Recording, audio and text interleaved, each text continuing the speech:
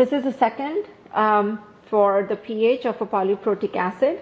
Now in the previous problem we just calculated the concentrations. Now we're actually going to calculate the pH, all right, of a 0.125 molar maleic acid solution, all right. And so in this case Ka1 and Ka2 are given, which means that you have a diprotic acid over here. So we're not going to worry about what maleic acid looks like because it's really not important. What is important for us, it is that it is a diprotic acid.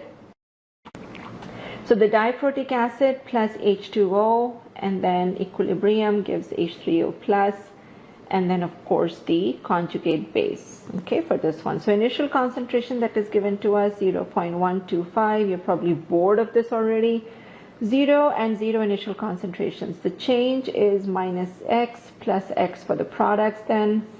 And then at equilibrium, you'll have 0.125 minus X and then X and X for the products. Okay, and so then our Ka is equal to, and this is for Ka1, 1.2 times 10 to the negative 2, and this is equal to X times X, or X squared, divided by 0.125 minus X.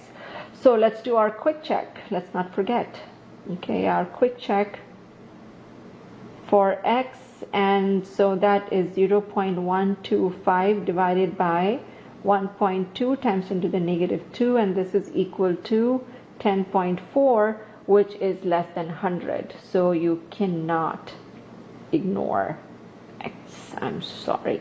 All right, so in that case we gotta go ahead and open up the equations, okay, which this was then X squared and then 0.125 minus X. So once you open this up with the brackets and everything, open up equation.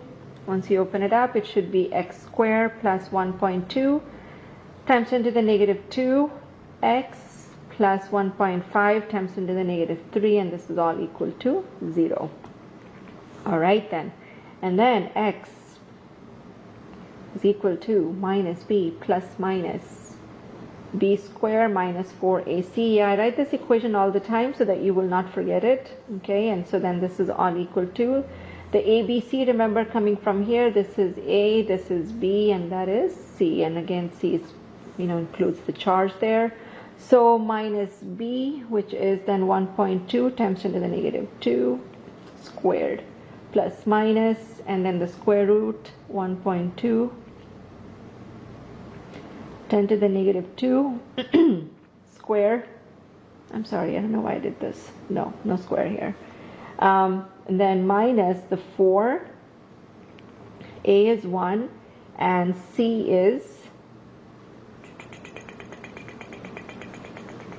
I wrote too fast.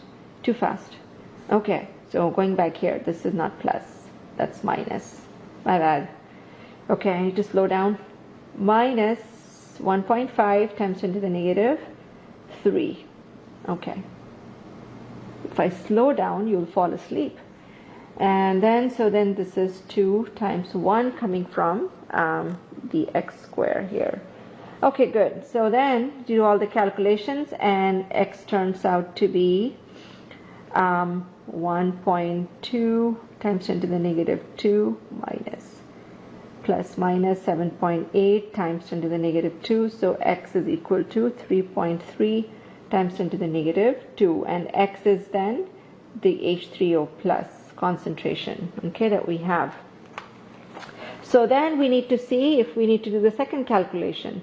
So Ka1 is 1.2 times 10 to the negative 2, and Ka2 is 4.7 times 10 to the negative 7. So between these two, there is a difference of 10 to the negative 5, which means that skip second ionization. Now, if you were being asked for the concentrations, then you would still have to do it.